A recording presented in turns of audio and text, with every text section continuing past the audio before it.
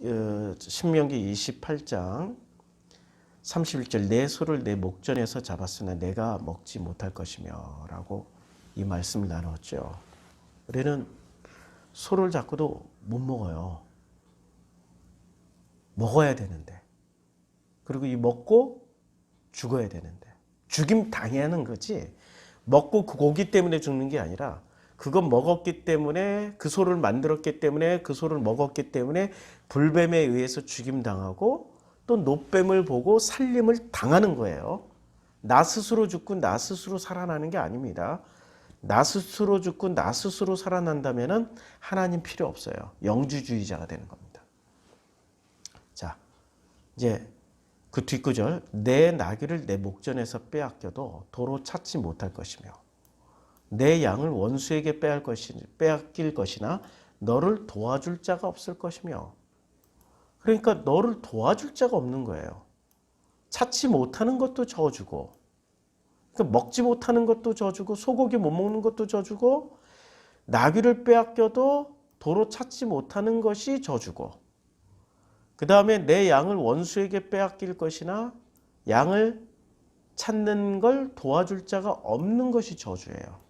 우리는 이 정도 딱 읽으면 감이 잡히잖아요. 감 잡히시죠? 자, 11장 1절에 마가복음 11장 1절이에요. 그들이 예루살렘 가까이 와서 감람산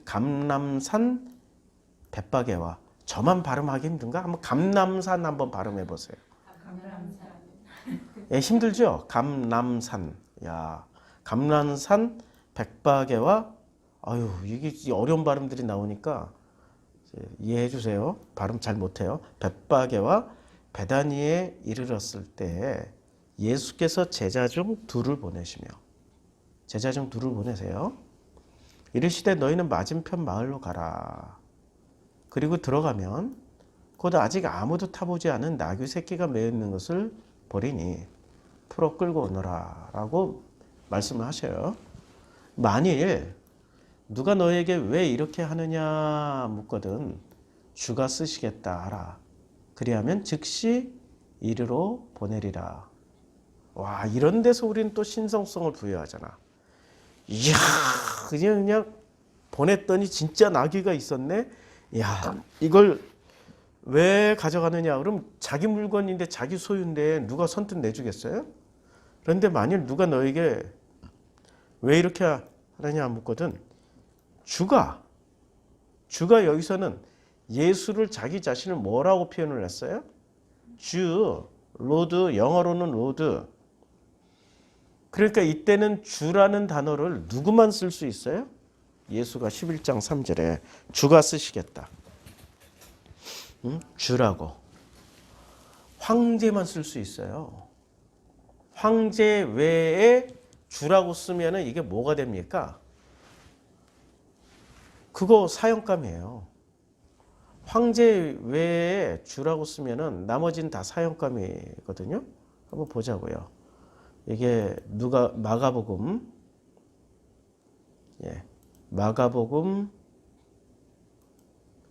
이게 11장 3절이었죠. 주라는 단어가 누구만 묻거든 주가 퀴리오스. 이 퀴리오스라는 단어를 누구만 썼냐. 자, 퀴리오스라는 단어를 엄청 많이 썼죠. 마태복음, 마가복음 뭐 굉장히 많이 썼는데 이 퀴리오스라는 단어는 이제 마가복음에서는 뭐 찾아보자고요. 마가복음 용문에만 좀 살펴볼게요. 2장 28절에 이러므로 인자는 안식일에도 주인이다. 이때 퀴리오스. 안식일의 주인. 안식일의 주인은 누구예요? 물어볼게요. 여기서 또 우리는 이 신학 배운 이제까지 배웠던 교회에서 배웠던 쓰디쓴 뿌리가 나와요. 안식일의 주인은 누구죠? 안식일의 주인은 하나님이에요? 인간이에요? 아니 지금 또 다른 데로 새나가고 있는데 궁금한 건 찾아야지. 안식일의 주인은 누구인가? 우리는 보통 안식일의 주인을 사람이라고 생각할까요? 아니면 하나님이라고 생각할까요? 하나님이라고 생각하죠. 자, 안식일의 주인을 하나님이라고 생각하죠. 이거부터 좀 해결하고 넘어가자고요. 자, 지금 마가복음 2장 논쟁이에요. 이게 지금 마가복음 2장에 자, 이러므로 인자는 안식일에도 주인이다라고 그랬죠. 일단은 안식일의 주인은 마가복음에 따르면 마가복음 2장 28절이에요. 안식일의 주인은 예수라고 그랬죠. 근데 예수 자신을 인자라고 그랬어요. 인자가 높을까요? 하나님의 아들이 높을까요? 같은 개념이에요? 다른 개념이에요? 이게 지금 세뇌당한 사람의 전형적인 모습이라고. 교회에서 오랫동안 세뇌당했다고. 인자는 말 그대로 하면 누구 아들이에요? 사람의 아들이죠. 사람의 아들이 인자란 말이에요. 그러면 하나님의 아들하고 사람의 아들하고 같으면 어떻게 돼요? 좀 뭔가 심각한 고민이 시작되죠? 같으면 안 되는 거예요. 지금 같으면 안 돼. 근데 왜 그렇게 믿고 있었어요? 예? 예. 이게 인지심리학에서 우리가 전 공부했잖아. 꽃사슴 한번 해봐요. 이제 우리는 다 해봤으니까. 우린 다 해봤으니까 따라서 해보세요. 꽃사슴 5번 한번 말해보세요. 예. 예. 그 다음에 꽃사슴 2번을 크게 한번 해보세요. 예. 그러면 그 산타클로스는 뭐 타고 갔어요?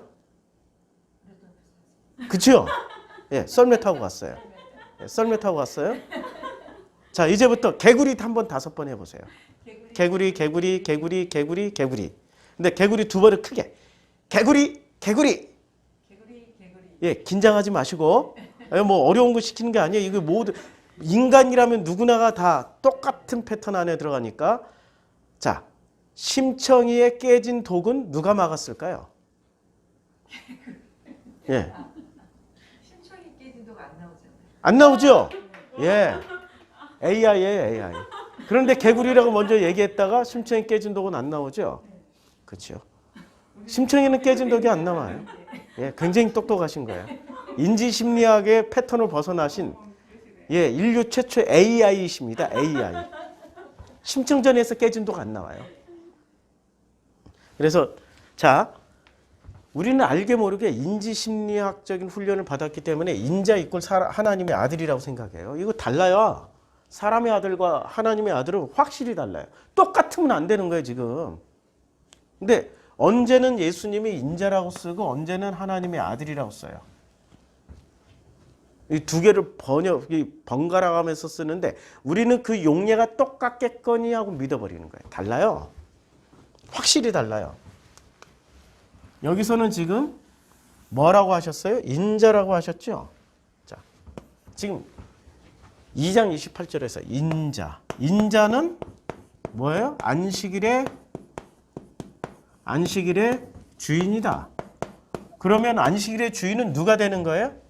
하나님의 아들이 되는 거예요? 사람의 아들이 되는 거예요? 사람의 아들이 되는 거죠. 사람의 자녀. 자자가 아들 자자가 전부 아들만 얘기하는 게 아니야. 자녀도 아들 자자 쓸 때가 있어요. 자녀. 사람의 자녀는 누가 돼요? 안식일의 주인 될 수 있는 길을 열어주신 분이 누구세요? 예수님이에요. 자, 그리고 또 뭐라고 말씀하셨냐면 안식일이 사람을 위하여 있는 것이라고 그랬죠. 그러면 안식일은 누구를 위해서 있어요? 안식일은 for가 무엇을 위해서잖아요? for 사람. 맞죠? 사람을 위해서 있는 거죠. 그 다음에 사람이 안식일을 위해서 있는 게 아니에요. 사람은 for 안식일이 아니다. 맞죠? 이건 맞아요. 근데 이건 틀려요. 그러면 안식일은 누구를 위해서 있어요? 하나님을 위해서 있어요? 사람을 위해서 있어요? 그러면 안식일의 주인은 누가 돼야 돼요? 사람이어야 돼요? 하나님이어야 돼요? 사람이 지금 주인공이 된다고. 그런데 이렇게 바꿔야 돼. 사람은 뭐가 되냐면 좀 더 정확하게 제가 표현할게요. 사람은 안식일을 누리는 주인공이에요. 그러면 안식일을 누릴 수 있게 해주는 분은 누구세요? 하나님이죠. 하나님이 안식일을 누릴 수 있게 해주기 때문에 우리가 안식일을 누리게 되는 거 아니에요. 그렇죠? 그러니까 하나님이 안식일을 만드셨고 하나님이 안식일의 주인인 거는 맞아요. 그러나 주인공은 누구예요? 사람이죠. 요게 굉장한 패턴이에요. 안식일을 살짝 바꿔볼까요? 교회는 사람을 위해서 있는 거죠. 사람이 교회를 위해서 있는 게 아니에요. 그러니까 교회라는 시스템은 누구를 위해서 존재해야 돼요? 사람을 위해서 존재하는 거예요. 그런데 사람이 교회라는 시스템을 위해서 존재하면 안 되는 거죠. 회장님은 누구를 위해서 존재해요? 예, 우리 성도들을 위해서 존재하는 거죠. 근데 성도들이 누구를 위해서 존재하고 있어요, 지금? 회장님을 위해서 존재하고 있죠. 뭔가 좀 뒤죽박죽 다 섞여 있죠. 뒤죽박죽 다 섞여 있잖아요. 우리 뇌 구조가 안 바뀌었어. 뇌 구조가. 인식이 안 바뀌었다고. 자, 다시. 이러므로 인자는 안식일에도 주인이다라고 말할 때 예수는 지금 하나님의 아들로 오셨다면은 뭐를 하셔야 돼요? 안식일의 주인이 되어서 뭐를 섬겨야 돼요? 사람을 섬기러 오신 거지. 안식일의 주인공인 사람을. 지금 이 얘기의 핵심은 안식일을 누리는 주인공은 누구냐? 사람. 그러면 안식일을 누리는 주인공이 누구여야 돼 지금? 여기 앉아있는 나. 우리가. 예, 나가 지금 안식일을 누리는 주체여야 돼. 그런데 그 누릴 때 누가 우리를 섬겨주세요? 안식일을 만드신 하나님이 섬겨주신다고. 이거 지금 말씀하고 있는 거예요. 그래서 큐리오스라는 단어. 이 큐리오스라는 단어는 이런 개념에서 썼어요. 주님이. 누가 주인이냐 주인공이냐. 요 개념이 둘 다 들어가 있어요. 마가복음에 따르면. 자, 마가복음 5장 19절에 이제 허락지 아니하고 저에게 이르시되 집으로 돌아가. 주께서 내게 어떻게 큰 일을 행하사 너를 불쌍히 여기신 것을 내 친속들에게 고하라. 누구예요 이게? 이게 거라서의 미친놈 아니에요. 그러니까 주께서. 주인이. 누가 주인이고 누가 주인공이에요 지금? 이게 우리 성경 공부는 그냥 평범하게 이해를 해서는 안 돼. 자, 이게 지금 굉장히 어려운 개념인데 이 패턴 그대로 지금 다시 한번. 이게 마가복음 15장이란 말이에요. 아니 마가복음 5장은 거라사의 미친 인간 나오는 거라사의 광연이니까 미친 인간이라 하면은 또 사람들이 어떻게 그렇게 거친 말을 쓰냐 뭐 그럴 수 있냐 어쩌 그런 거 가지고 또 이게 큰 틀을 보지 못하는 사람들은요 부분에 집착해 가지고 부분을 붙잡고 끝까지 그 부분을 가지고 이겨 먹으려고 그래요. 전체를 보지 못하는 사람은. 그래서 부분을 진리라고 믿어. 죽도록 진리라고 믿어. 진리라고 믿고 그 진리를 그 부분을 가지고 천국 가려고 그래. 갈 수 있을까요? 절대 못 가죠. 절대 안 돼요, 그거는. 코끼리가 있어요. 장님들이 다리 만진 놈, 이 뿔 만진 놈, 내 일부러 놈자 붙이는 거야. 코 만진 놈, 귀 만진 놈이 서로 주장을 해. 나는 코끼리를 부채라고 생각한다고. 나는 코끼리가 무슨 큰 파이프라고 생각한다고. 나는 코끼리가 아주 단단한 뿔을 가진 코뿔소라고. 나는 코끼리를 기둥이라고 생각한다고. 그건 막 죽도록 죽도록 주장을 해. 다 맞는 얘기예요? 맞는 얘기지만 틀린 얘기야. 맞죠? 부분적으로 맞지만 전체적으로 보면 몽땅 틀렸어. 지금 기독교인들이 딱 장님 코끼리 만지고 우기는 사람들이에요.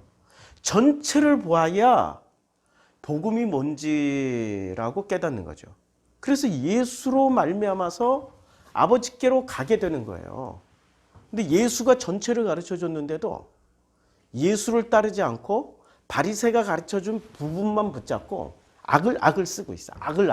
자, 이 맥락이 어디서 나왔냐면은 이제 배에서 나오면 곧 더러운 거라사 지방으로 갔어요. 더러운 귀신 들린 사람이 무덤에서 나와서 예수를 만나게 됐는데 그 무덤에서 나온 그 사람이 멀리서 예수를 보고 달려와 절하며 여기 7절입니다. 큰 소리로 부르짖어 지극히 높으신 하나님의 아들 예수여 나와 당신 무슨 상관이 있나이까 원하건대 하나님 앞에 맹세하고 나를 괴롭히지 마십시오. 여기서 예수는 뭐라고 얘기를 했어요? 미친 인간이? 하나님의 아들이라고 그랬잖아요. 그것도 거라사는 지금 요단강 건너편 어디 쪽이에요? 요단강을 기준으로 해서 서쪽에는 누가 살아요? 유대인들이 살죠. 동쪽에는 누가 살아요? 이방인들이 살죠. 그런데 지금 광야에서는 광야 동편은 훈련받는 장소, 그리고 요단강 건너서 요단강 동편은 훈련받는 장소, 그리고 요단강 건너서 가나안 땅을 점령하고 들어갔단 말이에요. 지금 신명기는 어디서 말하고 있어요? 요단 동편이에요? 서편이에요? 요단 동편이죠. 지금 이 거라사 지방 같은 데서 말씀하시고 있었던 거죠. 요단 동편에 있던 그가 알아봐요? 뭘 알아봐요? 요단 서편에 있었던 사람들이 알아봐야 될 내용을 지가 알아보고 있어. 뭐라고 얘기를 해요? 뭐라고 얘기하냐면 하나님의 아들 예수여라고 얘기를 해요. 이 고백을 누가 해야 돼요? 요단 서편에 있는 사람들이 해야 된다고. 근데 요단 동편에 있는 이 미친놈이 알아보는 거야. 그럼 이 사람은 미친 거야? 안 미친 거야? 요단 서편에 있는 사람들 입장에서는 미친 거죠. 확실히 미친 놈이죠. 근데 예수의 관점에서는 놀라운 거예요, 지금. 자, 나와 이제 하나님의 아들 예수라고 말을 했으니까 놀라운 거예요. 나와 당신과 무슨 상관이 있나이까? 이거는 확실히 미쳤어요. 관계를 부정하잖아. 예수는 복음을 전하는데 어떤 방식으로 전해줘요? 관계 회복을 통해서 복음을 전하잖아요. 아니 하나님의 아들이라고 고백했다고 그게 그 사람이 안 미친 게 아니라고. 관계를 부정하는 순간 하나님의 아들이라고 얘기한 것은 지식에 불과한 거라고. 관계가 더 중요하다고요. 지금 누가 미친놈이에요? 관계가 끊어지면 미친놈이라고. 지금 이스라엘 사람들이 하나님과의 관계가 이어져 있어요? 끊어져 있어요? 확실히 끊어져 있죠. 그래서 예수님과 오신 목적이 뭐예요? 유대인들로 하여금 아버지와 자녀와의 관계를 복원시켜 주시기 위해서 예수가 오신 거 아니에요. 그러니까 거라사에 미친 인간은 누구를 지금 상징하고 있어요? 사실 지금 요단 서편에 있는 유대인들, 바리새인의 영향을 받아서 전부 다 미쳐 있는 그 유대인들 얘기하는 거 아니에요. 그 유대인의 실체를 보여주고자 지금 예수가 요단 동편으로 와서 거라사 지방에 와서 미친놈을 만나고 있는 거 아니에요. 예수가 하나님 앞에 맹세하라고 그랬어요? 하지 말라고 그랬어요? 맹세하지 말라고 그랬죠. 하늘로도 땅으로도 하나님 이름으로도 너희들 머리카락으로라도 맹세하지 말라고. 근데 미친놈은 뭐라고 해요? 하나님 앞에 맹세까지 해요. 하나님 앞에 맹세하고. 그러니까 누구더러 지금 맹세라고 그래요? 예수더러 맹세하라고 그러잖아요. 와, 이 미친놈은 그래서 미친놈이에요, 이게. 미친놈이라고 얘기해야지 겨우 알아들을까 말까 해서 광인이라고 얘기 안 하고. 지금 이게 누구 얘기예요? 요단 서편에 있는 유대인들 얘기죠. 이제까지 하나님과의 관계를 튼튼하게 가지고 있었고, 그래서 우리의 조상은 아브라함이라고 믿고 있었던 그 미친놈들을 보여주는 거야. 그게 다 미친놈이야, 지금. 그리고 맹세까지 하고 살았어, 하나님 앞에. 그리고 나를 괴롭히지 마옵소서. 지금 유대인들이 해야 될 얘기를 누가 다 하고 있어요? 이 미친놈이 다 하고 있어. 그리고 미친놈을 어떻게 해주겠다라는 거 주님 보여주셔요? 이는 예수께서 이미 그에게 이르시기를 더러운 귀신아 그 사람에게 나오라. 이미 말씀하셨어. 그러니까 예수가 요단강을 다시 건너가면 무슨 사역을 그대로 하시겠다는 얘기예요? 유대인들 전체에게 이 말씀을 이미 하신 거야. 하시고 요단강 동편으로 왔고 또 가면은 똑같이 야 이 미친놈아, 야 이 미친놈아 안 하고 이 미친놈 속에 왜 누가 그 짓을 하고 있었어요? 더러운 귀신이 그 짓을 하게끔 시켰다고. 그럼 더러운 귀신의 실체가 뭐예요? 내 이름이 무엇이냐 이르되 군대야. 군대. 근데 군대라는 어떤 그 총칼 들고 있는 실체가 아니고요. 예수가 말씀하세요. 숫자가 많아서 군대라고 말씀하세요. 숫자가. 자, 군대 귀신이라는 거는 뜻이 그냥 무리가 많음이다. 군대니 왜 군대예요? 수가 많은 거야. 예수가 많아요? 유대인들이 많아요? 그럼 유대인들이 군대죠. 왜? 숫자가 많으니까. 그렇죠? 이게 전부 누구 얘기예요? 군대, 유대인들 얘기라고. 자기를 그 지방에서 내보내지 마시기를 간구해요. 이 군대가 이제 간절히. 그럼 군대는 어디에 머물러 있기를 원해요? 그 지역에 머물러 있기를 원해. 그럼 거꾸로 유대인들에게 가면은 이 군대는 어디에 머물러 있기를 원해요? 다른 데 가길 싫어한다고. 군대의 특징이 익숙한 것만 계속 고집한다고. 낯선 걸 싫어한다고요. 이 귀신의 특징이. 그럼 가나안 땅 전체는 지금도 누가 지금 머물고 있어요? 유대인들은 다 떠났다고. 이미 2000년 전에. 근데 그 땅에는 뭐가 지금 장악하고 있는 땅이에요? 유대인들은 디아스포라로 로마에게 멸망당하면서 전 세계로 뿔뿔이 흩어졌는데 그 땅에 남아있는 건 유대인들은 떠났고 누가 남아있어요? 귀신 남아있잖아. 군대 귀신 남아있잖아. 떠나지 않기를 간구했기 때문에 주님이 거기서 떠나라고 말씀하세요? 아니죠. 돼지의 큰 떼가 산에서 먹고 있으니까. 그래서 돼지에게 보내어 들어가게 하소서. 했더니 돼지에게 보내서 허락하신데 더러운 귀신이 나와서 돼지에게 들어가며 거의 2000마리 되는 떼가 바다를 향하여 비탈로 어떻게 돼요? 내리달아 바다에서 몰살을 하게 돼요. 근데 돼지는 죽었는데 뭐는 살아있어요? 바닷속에? 귀신은 살아있는 거지. 그 지역을 떠나지 않고 영원히 이렇게 계속 머무를 수 있는 그 확실한 장소를 확보한 거예요. 그러니까 바닷속에는 뭐가 들어가 있어요? 귀신 있죠. 바닷속에 귀신이 있잖아요. 그래서 치던 자들이 도망을 가요. 근데 이 11절에 그 허락하신 대로 이제 내 이름이 무엇이냐? 그리고 아까 이제 여기서 보면 몇 절에 나와요, 이게? 19절에 나오죠. 자, 19절로 가자고요. 아이고, 성경을 2개 떼어놨더니. 그래서 이제 예수께서 이르서 그 귀신 들렸던 자, 군대 귀신 짚혔던 자가 옷을 입고 정신이 온전하게 앉은 것을 보고 두려워하더라. 이게 귀신 들렸던 자가 당한 것과 돼지를 본 자들이 그들에게 알려요. 그들이 누구예요? 거라사 지방 사람들이겠죠. 예수께 그 지방에서 떠나기를 간구하세요. 예수께서 배에 오르실 때 귀신 들렸던 사람이 함께 있기를 간구하였어요. 귀신 들렸다가 귀신 나가니까 이제는 예수가 제대로 보일 거 아니에요. 처음에는 뭐라고 그랬어요? 하나님의 아들이라고 그랬죠. 근데 관계를 당신과 내가 무슨 관계가 있냐 그러고. 그렇죠? 그리고 맹세를 좀 해주세요. 여기 지금 하는 말들이 전이가경이란 말이에요. 19절. 주님이 함께 있기를 허락하지 아니하세요. 그리고 그에게 이르시되 집으로 돌아가.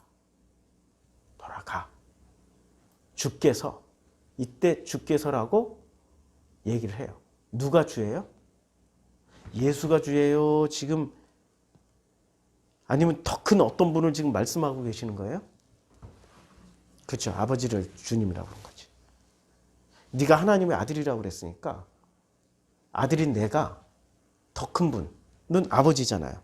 아버지를 주께서 내게 어떻게 큰 일을 행하사 너를 불쌍히 여기신 것을 내 가족에게 알려라 하고 어떻게 했습니까? 그가 가서 예수께서 자기에게 어떻게 큰 일을 행하셨는지를. 그러니까 예수가 큰 일을 하신 거예요? 지금 주께서 큰 일을 하신 거예요? 주께서 큰 일을 하신 거죠. 그가 데가볼리에 전파하니 모든 사람들이 놀랍게 여겼어요. 그러니까 동쪽은 크게 놀라면서 어떤 일이 벌어집니까? 막 변화의 조짐이 일어나고 있는데 서쪽에서는 죽은 자까지 살리는데도 까딱하네. 신기하죠. 유대인들이 그만큼 뭐가 센 거예요? 관념이 센 거야. 자기네들이 진리라고 믿고 있었던 그 강력한 복음이 있었던 거예요. 자, 그래서 이제 큐리오스는 이 큐리오스의 용법을 이제 대충 살펴봤어요. 지금 갈 길이 머니까. 자, 여기서 내 목전에서 나귀를 빼앗겨요. 나귀를 누가 타고 갔던 나귀예요? 아니 지금 모든 성경은 예수를 가르친다면서요. 예수를 설명해 준다면서요. 그리고 예수도 또한 거꾸로 성경을 통해서 자신을 설명하고 있다고요. 그러니까 예수는 나귀를 타고 어디로 들어갔어요? 아까 마가복음 11장에서 나귀 타고 어디로 들어가십니까? 11장에서 예루살렘 들어가셨잖아요. 나귀 새끼가 메어 있는 걸 보고. 그래서 이제 제자들을 간주 나귀 새끼가 문 앞에 있어요. 어떤 이들이 나귀 새끼를 풀어 무엇하되느냐. 제자들이 예수께서 들은 그대로 얘기를 합니다. 예수께서 말하신 대로 그대로 말을 하니까 허락을 해줘요. 아니 그러면 어떻게 허락을 해줘요? 신비한 능력이겠네? 아니고 이미 다 알고 있었어 그냥. 그렇게 자꾸 신비화시키지 말라고요. 예수님이 뭐 네트워크 하나둘이에요. 지금 생략된 게 얼마나 많은데? 예수님이 모든 사건을 일거수일투족을 다 기록했다고 성경이 기록되었다라고 믿으면 안 돼요. 복음서에. 그걸 다 기록하면 얼마나 많은 분량이 되냐면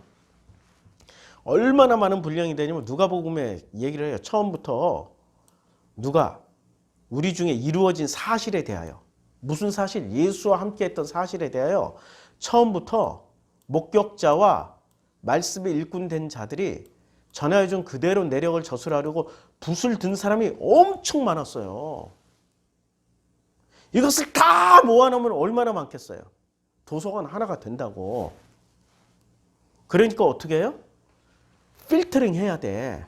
다 그대로 기록하고 그걸 후대인 우리가 읽는다고 생각을 해봐요. 우리도 고생이야.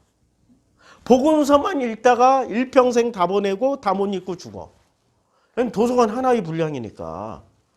그러니까 이것을 좀 추려서 쓴 게 복음서라고요. 그러니까 뭐 전후 관계 이거 예수님과 이 나귀 주인이 서로 알았다라는 사실 굳이 안 써도 되잖아.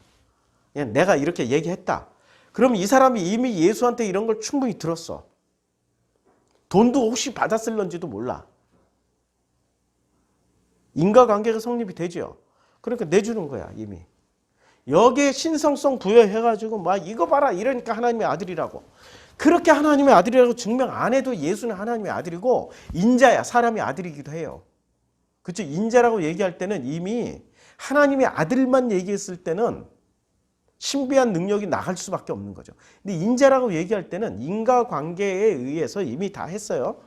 허락을 했어요. 그래서 나귀 새끼를 예수께 끌고 와서 자기들의 겉옷을 그 위에 얹어 놓음에 예수께서 타시고 많은 사람들이 앞에서 이게 인지심리학이야. 많은 사람들이 자기들의 겉옷을 또 다른 이들은 들에서 벤 나무를 겉옷을 벗어요. 겉옷은 히말티온이라고. 겉옷은 뭐죠? 히말티온.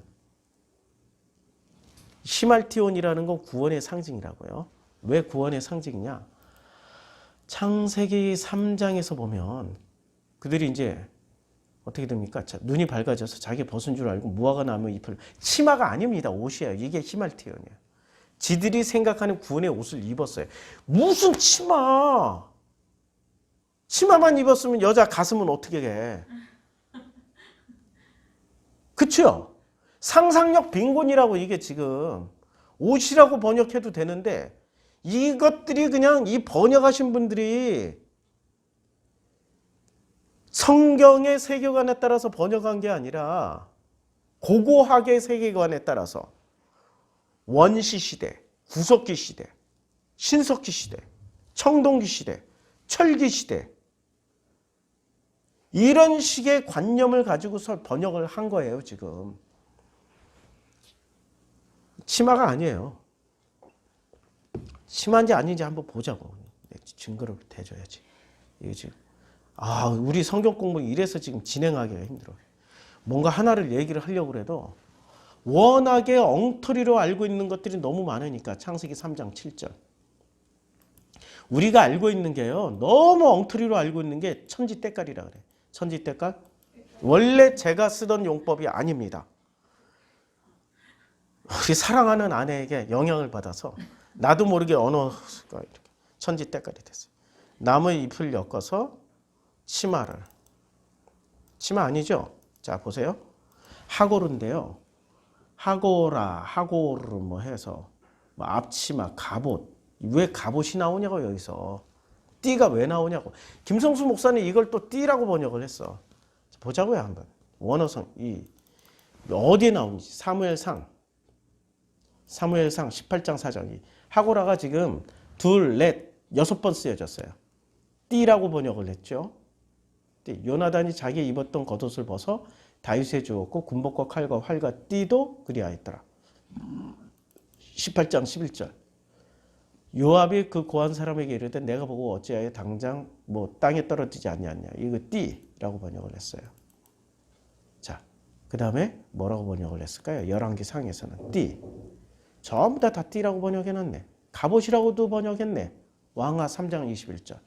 모압 모든 사람이 왕들이 올라와서 자기를 치려한다 함을 듣고 갑옷 입을 만한 자로부터 이 갑옷이라고 그랬어요. 분명히.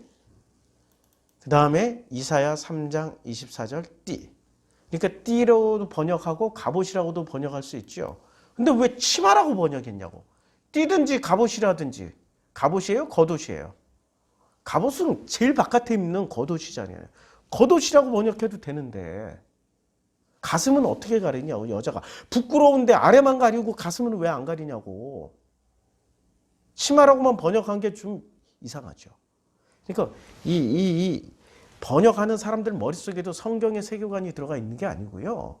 벌써 고고학자들의 세계, 이 서구인들이 만드는 원시 시대, 무슨 구석기 시대, 신석기 시대, 청동 시대, 철기 시대 이런 구분법에 따라서 번역을 해버린 거예요. 엉터리죠, 그냥 한마디로 말해서. 자, 그러니까 주님은 이 지들이 만들어 놓은 무화과 잎으로 아니 이파리를 우리는 전부 이 상상력의 빈곤, 과학 지식을 몰라.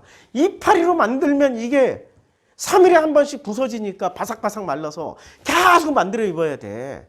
이게 무슨 옷이냐고. 아니죠. 무화과 이파리에서 나온 섬유로 겉옷 만들어 입었다. 이렇게 생각할 수 있잖아요. 그거 왜 모르냐고. 하나님한테 받은 지식이 있는데. 하나님한테 받은 지식이 있을 거 아니에요. 지혜와 지식을 받았을 거 아니에요. 그럼 섬유로 옷을 만들어 입을 수 있단 말이에요. 그러니까 무화과 이 상상력의 빈곤을 가진 사람들이 그걸 또 상상력의 빈곤이 자기 지식이 돼가지고 치마 맞다니까. 무화과 치마 맞다니까. 그러면 거꾸로 당신 무화과 이파리로 치마 한번 만들어서 입어보라고. 그리고 나서 일주일 동안 하면 입어보면은 내가 100만 달러 준다고. 이거 부서진다니까요. 바짝 마르면. 섬유를 뽑아내서 실로 뭔가를 짜내야 되는 거죠. 그래서 주님이 뭐라고 하십니까? 무화과 잎으로 만들어 입은 겉옷 대신에, 옷 대신에 여호와 하나님이 아담과 그의 아내를 위하여 가죽옷을 지어 입혀요. 그럼 가죽옷을 지어 입게 되면은 그 다음부터 가죽옷을 수리를 해야 되잖아. 아무리 가죽옷이라도 이게 100년, 지금 그 후로 800년 살아버렸는데 800년 동안 그 가죽옷을 보수 수리를 해야 될 거 아니에요. 수리 보수하려면 제일 먼저 필요한 게 뭐예요? 바늘과 실이라고. 그럼 바늘을 만드는 기술은 보통 기술인가? 강철을 단련해서 재련해 만들어야 돼. 이 가죽을 뚫을 수 있는 게 이게 청동 바늘로 뚫을 수 있을 것 같아요? 못 뚫어요. 가죽은 쇠가 뚫는다고. 쇠도 뚫다가 부러진다고. 바늘은 이따만한 쇠기둥으로 바느질을 할 수는 없잖아요. 얇은 바늘로 해야지. 800년 동안 입을 옷이라고 이게 지금. 그 후로 800년. 몇 년 만에 한 번씩은 수리를 해야 될 거 아니에요. 하나님 주신 옷이니까. 버릴 수는 없고. 입어야 되니까. 그냥 놔둬도 수리는 해야 된다고. 바느질 해줘야 된다고. 왜 이런 식으로 생각은 안 미치냐고. 우리의 생각은 너무 단순해요. 자, 이런 상태에서 성경을 읽으니 무슨 성경을 읽히겠냐고. 자, 내가 이제 또 다시 겉옷을 깔았어요. 아우, 성경을 왔다 갔다 하니까 저도 헷갈린다. 마태복음 11장에서 나귀를 타고 가는데 어떻게 합니까? 나귀를 타고 가는데 자기들의 겉옷을, 또 다른 이들은 들에서 뱃나무로. 자, 이제 이 구절 우리가 창세기 3장 공부하고 있으니까 겉옷을 벗은 사람들은, 겉옷을 벗어서 깔은 사람들이 지금 구원의 가능성이 높을까요? 자기 겉옷을 벗어서 깔아버렸다니까? 아니면은 나뭇가지를 편 사람들이, 지금 여기는 나뭇가지지만 마태복음은 이게 그 뭐라고 해? 감람나무 잎을 막 깔았어요. 이 사람들이 구원의 가능성, 이파리를 깔은 사람들이 또 구원의 가능성이 높을까요? 왜 그러죠? 자기가 무화과 잎으로 만든 구원의 논리를 벗고 지금 아담과 하와는 하나님이 만들어주신 겉옷, 하나님의 구원의 논리를 입고 갔잖아요. 그걸 가죽옷이라고 한단 말이에요. 아니, 이 보수 신학자들도 그 구원의 상징이라고 가죽옷이 설명한단 말이에요. 그렇죠? 그러니까 구원의 상징이 뭐예요? 겉옷이 된단 말이에요. 자기식의 구원의 상징인 겉옷을 깔아버려. 그럼 누가 밟고 가요? 나귀가 밟고 가죠. 그렇죠? 그 나귀는 누가 타고 가셨던 나귀예요? 예수가 타고 갔죠. 그럼 그 나귀를 찾아와야 돼요? 못 찾아와야 돼요? 찾아와야 되죠. 이게 지금 구원에 관련된 얘기라고. 자, 계속 읽어보자고. 그러면서 이제 호산나 찬송하리도다 뭐 이러면서 호산나고 뭐 지극히 우리 조상 다윗의 나라에 가장 높은 곳에 호산나 하더라. 예수께서 예루살렘에 이르 성전에 들어가서 모든 것을 둘러보시고 그리고 12제자를 데리고 베다니에 나가시니라. 이튿날 베다니에서 나왔을 때 시장하신지라. 바로 이어지는 사건이 멀리서 잎사귀에 있는 한 무화과 나무를 보시고. 왜 무화과로 바로 이어지냐고. 이상하죠?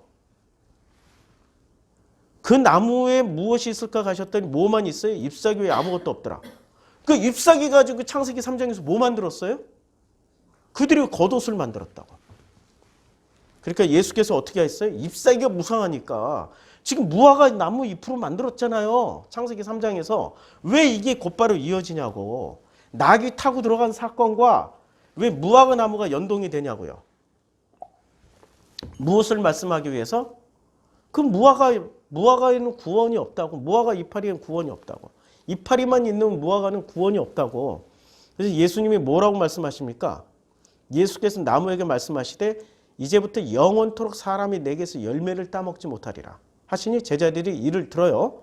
이를 듣고 이제는 그들이 아침에 지나갈 때 무화과 나무가 뿌리째 마른 것을 보고 아침에 성에 들어갔다가 예수님이 저주하셨는데 저녁에 나왔어요. 저녁에 날이 저물매 성 밖으로 나가다. 이거 지금 요 무화과 나무 저주 사건은요. 성경 난해 구절이에요. 학자들도 못 푼다.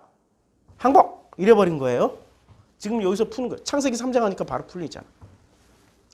무화과 나무가 뿌리째 마른 것을 보고 랍비여, 이제 랍비여 선생님이 됐어요. 저주하신 무화과 나무가 말랐나이다. 예수께서 설명해 줘요. 하나님을 믿으라. 하나님을 믿으라. 설명해 준다고. 그러면서 무슨 말을 합니까? 더 수수께끼. 이 산더러 들려 바다에 던지라 하면 그 말하는 것이 이루어질 줄 믿고 마음에 의심하지 아니하면 그대로 되리라. 여기서 중요한 건 믿고 마음에 의심하지 말라는 얘기죠. 근데 사람들은 어디에 포인트를 맞춰요? 이 산에 들어서 바다에 던지라고? 그런 능력을 우리가 받았다고? 여기에 포인트 맞춘다니까. 인간들이 희한해. 자기에게 유익한 것만 계속 따먹으려고 그래요. 그게 아니고 뭐예요? 핵심은? 의심하지 마. 마음에 의심하지 마. 그리고 무엇이든지 기도하고 구하는 것을 받은 줄로 믿어. 여기 핵심은 뭐예요? 앞에는 의심하지 마. 이거죠? 그런데 그냥 무엇인지 믿고 기도하는 것에만 이 행위만 주구장창에 주신 줄로 믿고 이게 지금 의심하지 말라고 하시는 말씀에 다 걸려있는 말씀이라고. 국어 공부를 안 해 지금 성경 읽는 사람들이. 그렇죠? 그리하면 어떻게 돼요? 그대로 된다고. 마음에 믿고 의심하지 않으면 뭐든지 그대로 된다고. 그리고 여기서 끝나고 서서 기도할 때 이렇게 또 이제 나눠져요. 그러니까 용서하라. 그리고 지금 내용은 뭐예요? 믿고 의심하지 말고 용서하고 허물을 사하여 주시라 이런 거잖아요. 지금 무슨 내용이에요? 무화과 나무가 말라 죽은 사건을 설명하는 거예요. 그러면서 핵심이 뭐예요? 첫 시작이 하나님 믿어. 그리고 의심하지 마. 그러면 이루어진다고. 아니 무화과 말라 죽게 하는 설명하고 이게 연동이 돼요? 연관성이 있냐고요. 그러니 더더욱 이게 난해 구절이 되는 거지. 그런데 여기에 이 11장 전체 내용의 핵심이 뭐예요? 나귀를 타고 들어가요. 그치요? 나귀를 타고 들어간다고. 그리고 그 나귀 타고 들어갈 때 겉옷을 위에 얹어 놓거나 겉옷을 위에 얹었어요. 자기들의 겉옷을 얹어서 앉아서 갈 수 있게 하신 분들도 가능성이 있음. 자기들의 겉옷을 펴서 길바닥에 펴서 그 길을 나귀가 밟고 그럼 나귀가 밟고 가는 거예요? 예수가 밟고 가는 거예요? 그 옷은. 예. 예수가 밟고 가는 거죠, 실제는. 팩트는 나귀가 밟고 가지만 그 나귀에 타신 예수가 밟고 가요. 그것을 예수는 다 이기었다라고 말씀하시잖아요, 마지막에. 그럼 이 사건은 무슨 사건이에요? 니네들이 벗은 겉옷을 깔고 앉았고 니네들이 벗어놓은 그 겉옷을 내가 밟고 가. 이 사건이 어디서 나와요? 아니, 창세기 3장에 나오잖아. 무화과 잎으로 만들어 온 옷을 입었는데 그 옷을 입고 있으나 벗고 있으나 하나님이 딱 옷고 오시니까 어떻게 돼요? 부끄러워 수습. 입고 있지만 상태는 무슨 상태가 되는 거야? 벗고 있는 거야. 그러니까 새 옷 지어 주셔야 되는 거죠. 그 무화과 잎으로 만든 옷은 소용이 없다는 거. 그렇죠? 새 옷 지어서 입혀 주셔야 되잖아요. 그러니까 새 옷 입혀 주셔야 되는데 이 사람들이 벗은 사람들은 괜찮아. 그런데 벤 나뭇가지를 길에 편 사람들에게는 어떻게 해야 돼요? 그거 쓸데없다라고 설명해 줘야 되잖아요. 그러니까 어떻게 해야 돼요? 무화과 나무, 이제까지 이 사람들이 상징적으로 무슨 옷을 입고 있었어요? 이스라엘 사람들이? 아담에게 지어주신 가죽 옷을 입고 있었어요? 무화과 옷을 입고 있었어요? 그러니까 무화과 그거 필요 없어. 다 벗어버려야 돼. 근데 안 벗어. 누가 안 벗어요? 기분 나쁘게 이 나무 새끼가 안 벗어. 열매만 내놓으면 되는데 이파리만 무성해. 이걸로 전부 다 뭐를 깔았어요? 깔아버렸다고. 상징적으로 들에서 벤 거지만 이게 지금 아니 팩트는 들에서 벤 거지만 상징적으로 예수는 들에 있는 모든 나무를 말라 죽게 하면 안 되잖아. 이렇게 상징적으로 무화과 나무를 말라 죽게 해버린 거예요. 그거 더 이상 옷에 입지 마. 그냥 너희 벌거벗은 상태로 있어야지 진짜 하나님을 만나. 하나님만. 벌거벗은 임금님 아시죠? 예, 벗고 있는데 입고 있다고 믿고 있는 거죠. 근데 정직한 어린아이가 보니까 빨가벗었네 하고 쪽팔려서 도망가잖아. 사람들은 전부 다 말하면 죽으니까 빨가벗었는데 하면서도 와 아름답고 훌륭하십니다 이러고 있잖아요 지금. 그렇죠? 자, 예수님이 뭐라고 말씀하시냐면 무화과 나무 사건을 보면서 하나님을 믿으라. 이게 이거야. 하나님을 믿으라고. 옷과 자기네들 겉옷과 무화과 나무 잎과 하나님을 믿으라는 말씀이 무슨 말씀으로 연결이 돼요? 예수께서 내가 너희들에게 온 까닭은 뭐예요? 새 옷을 주겠다고. 새 옷. 그래서 2장에 이미 말씀하시잖아. 자, 2장에 보면 무슨 사건이 일어납니까? 11장에 요 사건과 사건 사이에 성 밖으로 어떻게 됩니까? 성전 안에 가서 이제 이 돈 바꾸는 사람들 다 뒤집어 엎어버려요. 돈 바꾸는 자들, 비둘기 파는 자들 다 뒤집어 엎어버려요. 자, 2장에서 뭐라고 말씀하셔요? 주님이 지금 아이고 저도 배고프니까 지쳐가지고 생배 조각을 낡은 옷에 붙이는 자가 없나니 만일 그렇게 하면 기운 새 것이 낡은 것을 당기어 헤어짐이 더하게 되죠. 그래서 생배 조각은 낡은 옷은 어떻게 돼요? 버려버리고 새 옷 입으라는 소리 아니잖아요. 새 옷 입으라는 소리죠. 말도 안 나가네 배고프니까. 그러니까 생배 조각을 새 조각을 계속 헌 옷에 덧대지 말고 그거 벗어버리고 새 옷 입어. 그 얘기죠. 분명히 말씀하셨어요.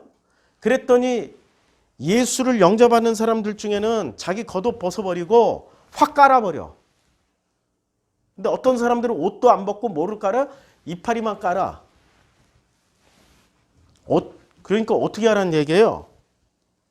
너희들이 생각하는 구원의 옷 벗어버리고 이파리만 깔지 마. 그래서 무화과 나무 잎 말라 죽게 하는 거예요. 새 포도주는 어떻게 해야 돼요? 새 포도주는 새 부대에 넣어야 돼요. 새 포도주는 새 부대에 넣어야 돼요. 그렇죠? 그래서 새 포도주를 새 부대에 넣게 하기 위해서 11장에서 어떻게 했어요? 중간에 예수님이 나귀 타고 들어갔다가 그 다음에 그 나귀에 대해서 설명해 주시면서 무화과 나무 마르게 한 그 사건 사이에 뭐가 들어가 있어요? 아니 성전 척결 사건이 있잖아요. 무슨 얘기예요? 너희들이 이제까지 입고 있던 겉옷은 그거 가짜야. 인간이 이익에 따라서 자기네들이 계산법에 따라서 만들어낸 가짜야. 그거 다 버려. 이제 새로운 아담에게 주셨던 가죽 옷을 너희에게 다시 줄 거야. 새로운 옷을 다시 줄 거야. 그럼 겉옷 다 벗어서 깔아. 겉옷 다 벗어서 나귀 안장에 얹어 놓으라고. 그래야 너희들이 새로운 하나님이 약속하신 아담에게 주셨던 가죽 옷을 너희들이 받을 것이라고 말씀하셨어요. 그치요? 이제 전체적인 스토리가 꿰어지지요? 다시 이제 신명기로 돌아갑니다. 이제 배고파서 결론 빨리 내려야 돼. 소를 잡았으나 먹지 못하는 게 저주죠. 먹어야 돼요. 먹고 죽어야 돼요. 내 나귀를 내 목전에서. 우리의 나귀는 뭐예요? 예수님 타셨던 나귀죠. 우리가 목전에서 뺏겼어. 누구한테 뺏겼어요? 바리새한테 뺏겼고 제사장한테 뺏겼단 말이에요. 자기네들이 우리가 벗어놓은 옷을 깔고 우리가 벗어놓은 옷을 밟고 갔던 그 나귀를 뺏겨버렸다고. 이제 이해가 돼요? 그 나귀를 찾아와야 돼. 못 찾으면 뭐가 없어요? 구원이 없어. 예수님이 타고 가셨던 그 나귀를, 그러면 그 담은 다 해겠다. 내 양을 원수에게서 뺏갈 것이나 너를 도와줄 자가. 우리의 양이 누가 어린 양 예수를 뺏기면은 우리 어린 양을 찾아와야 되잖아. 내 마음 안에 내 나귀도 찾아오고 내 양도 찾아와야 되잖아. 근데 이거 도와줄 자가 없어. 찾지도 못해. 이것 자체가 구원과 상관없는 삶은 이게 저주라고. 지금 이제 왜 저주인지 아시죠? 나귀 뺏기고 양을 뺏겼는데 못 찾아오는 게 왜 저주인지, 왜 소를 잡았는데 소고기 못 먹는 게 왜 저주인지 이제 아시겠죠? 전부 무엇과 관련되어 있어요? 구원과 관련되어 있다고. 이것을 예수님은 신명기의 말씀을 정말 잘 알고 이것을 숙지를 하셨고, 그리고 그 패턴 그대로 우리에게 설명을 다 해주셨어요. 그런데 지금 기독교인들마저도 나귀 뺏기고 양을 뺏겼는데도 못 찾아오고 있잖아요. 그걸 도와줄 자들도 지금 없잖아요. 그게 저주라고. 구원의 길로 가는 게 아니라 어디로 가요? 넓은 길로 가고 있잖아요. 구원의 길, 좁은 길로 가야 되는데 넓은 길 가고 있으면서도 자기네들은 소고기 잘 먹고, 이게 지금 말씀의 고기가 아니고 떡만 먹으면서 소고기 잘 먹고 있고, 자기네들이 럭셔리 지금 벤틀리, 에쿠스 이런 거 타고 다니면서 우리 낙이 필요 없는데